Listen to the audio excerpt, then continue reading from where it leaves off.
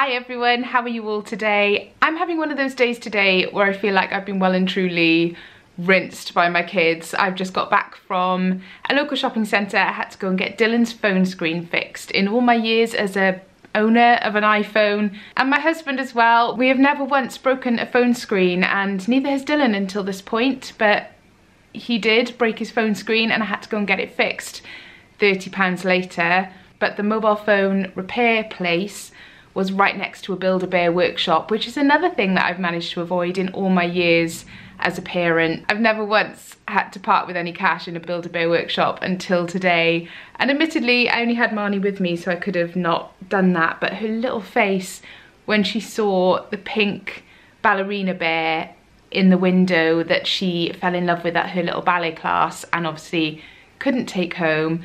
And there it was, a pink bear in a tutu. 50 quid later and I feel like something went wrong there. But that's not why I'm here today. I'm actually filming a Q&A video. I put a little shout out on Instagram the other day, and I also asked for some questions on a video that I did back at the end of last month. So I'm gonna put those questions together and answer them now. I've got them all on my phone and I haven't thought about my answers to any of these at all. I wanted to answer them off the cuff, so if I take a little while to get to the point, that's why. But the first question I really like, and it's, if you could do one job, what would it be? I find this one really hard to answer because right now at this stage in my life, what I'm doing now, making YouTube videos and working with Channel Mum and doing things on Instagram, that is what I would love to do as my job for as long as I possibly can. But I'd like to do, obviously, I'd like to grow my channel a lot and my Instagram and things like that and get more opportunities as a result. That is the perfect job for me at the moment. I love doing it. It satisfies the creative part of me. It's flexible. I can work around my children and school and things like that, and school holidays. It means I can be home with them during school holidays, which I've been the other side of that and worked full-time and had to, or pretty much full-time, and had to juggle school holidays and school pickups with my husband, who's also self-employed, and that was so tough. I have so much respect for parents who have to do that day in, day out, year after year, because we've been there, and it was really tough to juggle it, and my husband and I basically just never saw each other. We were like ships that pass in the night.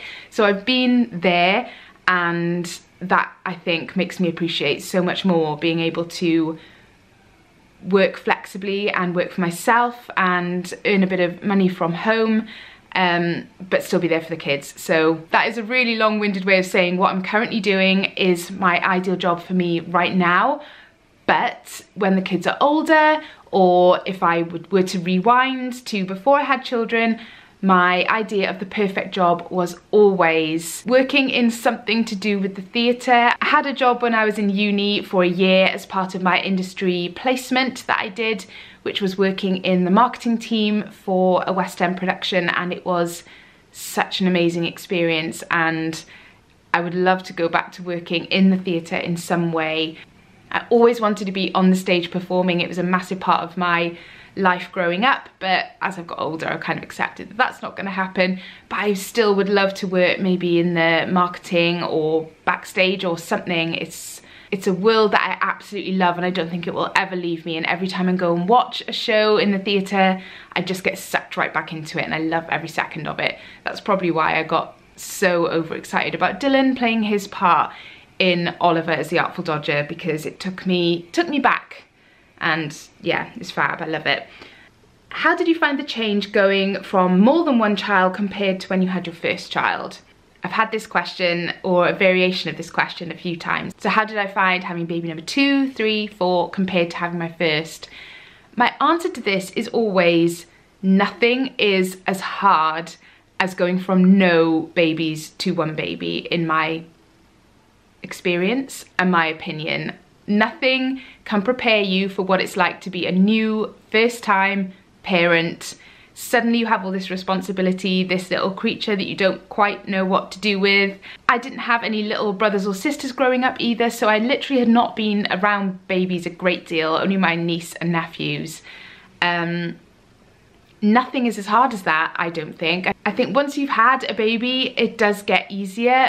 I would probably say that for us, going from 1 to 2 was trickier than 2 to 3 or 3 to 4 because Dylan and Merrin were so close in age. Dylan was only 14 months old when Merrin was born, and that was tough because Dylan was quite a challenging child, and if he watches this back, Dylan, if you're watching, you know I've told him this many a time. As a toddler, he was definitely the most challenging.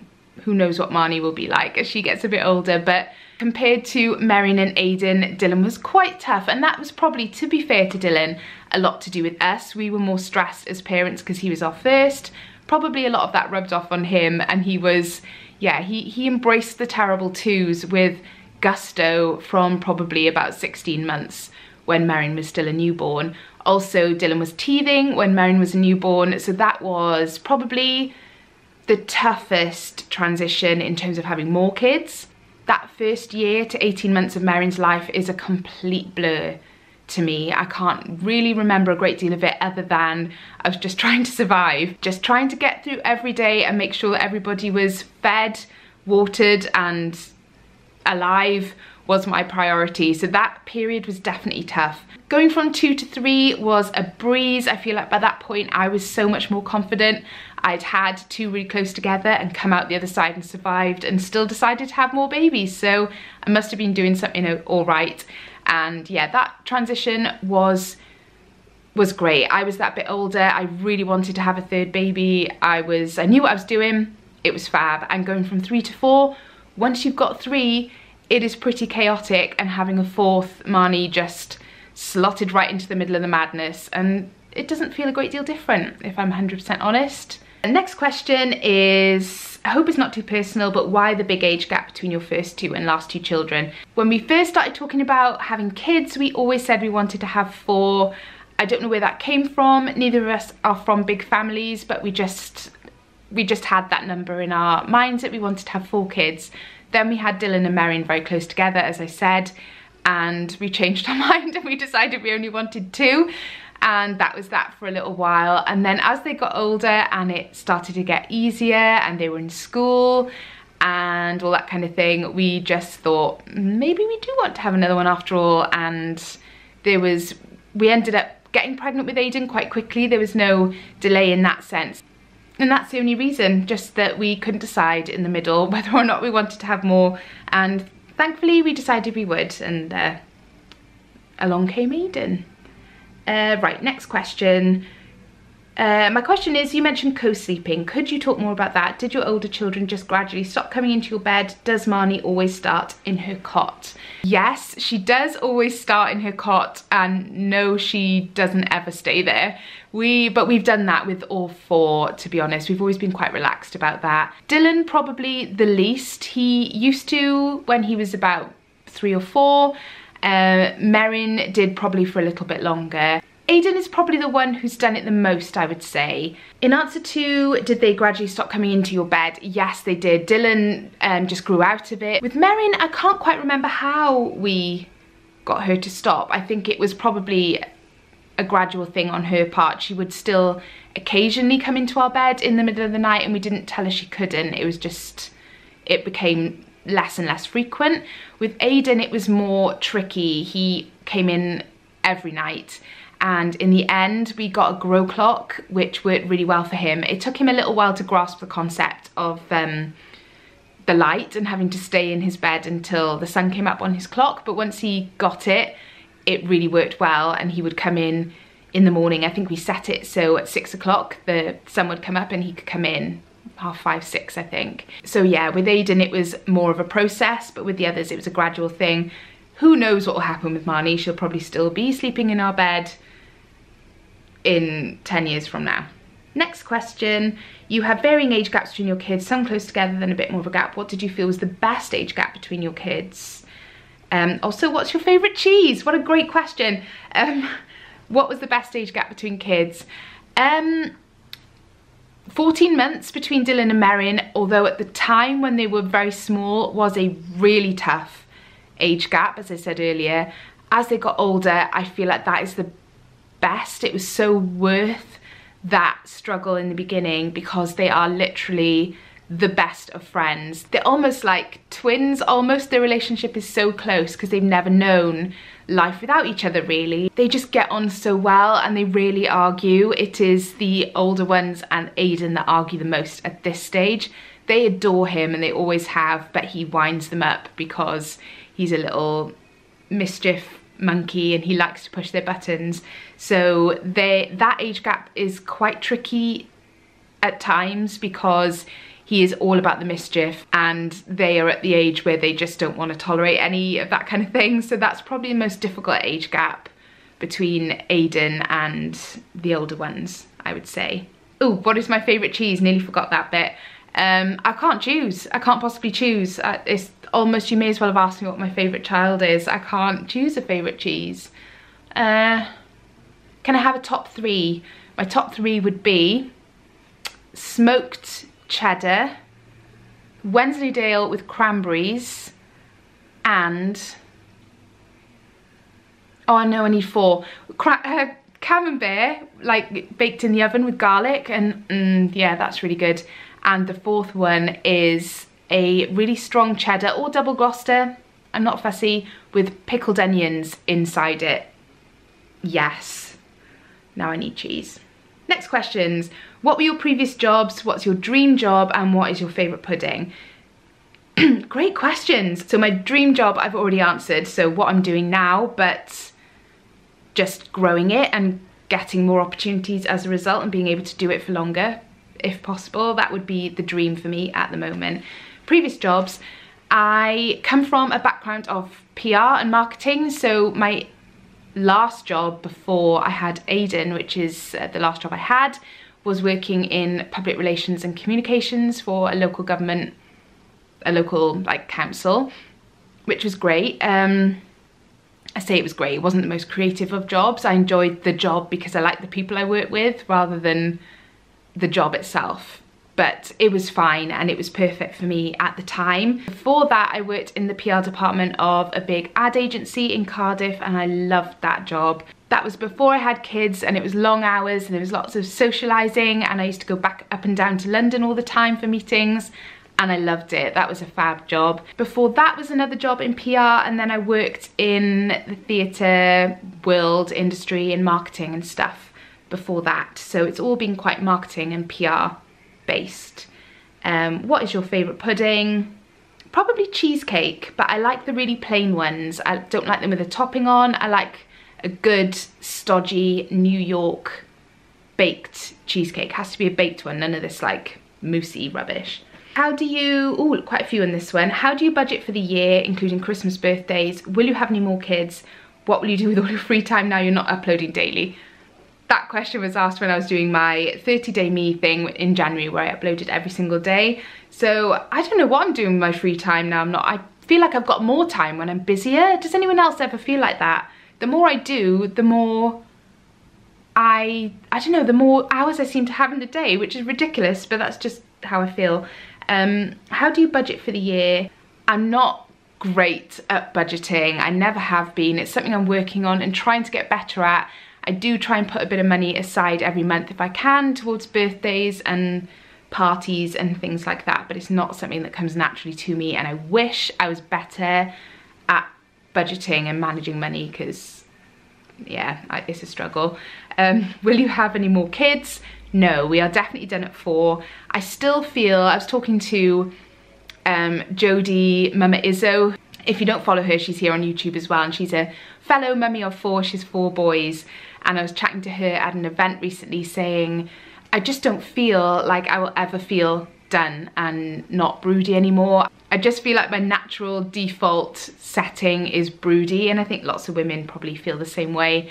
But no, we won't have any more just because I feel like I'm stretched now with 4 to give them all my time and to give them what they need from me, and obviously financially it's not cheap having babies, so no, we're definitely done with 4. I love watching your food videos. I'd like to know what your final meal would be. 3 courses and a drink. That's a great question. I'm just gonna get the whole thing from Wagamama because it makes life easier, so I would almost certainly change my mind about this if you asked me on a different day, but today I would go for duck gyoza to start with edamame as well on the side, with just the salt, not the chili, because I can't cope with how much that makes my mouth burn. And then I would have a chicken katsu curry and the white chocolate and ginger cheesecake that they have in Wagamama, because that is the bee's knees. And to drink, it would have to be gin, some kind of gin with tonic, obviously, not straight. Yeah, that would be, I could go for that right now. Next question, do your friends support your channel or do they not get it? Did you tell people straight away what you were doing? What else will you be saying yes to this year? I don't expect you to answer all of these, but I thought I'd shake it up. Do my friends support my channel? I guess so, yeah. I have some friends who are really interested in it and they ask me about it and they seem interested in it. I have some friends who don't seem interested in it at all and never ask me any questions. I guess that's quite normal though. I mean, I don't ask my friends all the ins and outs of their job every time I see them. I think, yeah, some are more interested than others, but that's fine. Did you tell people straight away you were doing it? No, I didn't. I kept it a secret for ages because, well, I was embarrassed and I just didn't know what to say or what my reason was for doing it. I kind of jumped into it without giving it too much thought myself, and I loved watching YouTube. It became a big part of my life before I started making videos myself. So I got it because I was already in that mindset, whereas a lot of people in my friends and family don't and still don't watch YouTube, so they don't really understand what the whole thing. I think it's one of those things, isn't it? If you know, you know, and if you're not into it, then you're just not gonna see the appeal. So no, I didn't tell people for a long time. Even I told Dan, obviously, but even like my family, I didn't really mention it. But obviously as time went on and I started doing it more and more, then I did tell people. Even now though, and I've been doing it for a while now, I still find it a really weird thing to talk about. If I'm around other people that do this too, then I could talk about it until the cows come home. But people who don't get it, yeah, I find it really hard to explain. So I'm gonna move on to what diet lifestyle are you doing now after the Cambridge plan? If you didn't know, I followed the Cambridge weight plan last year after being totally inspired by my friend SJ, who lost 4 stone following the weight plan.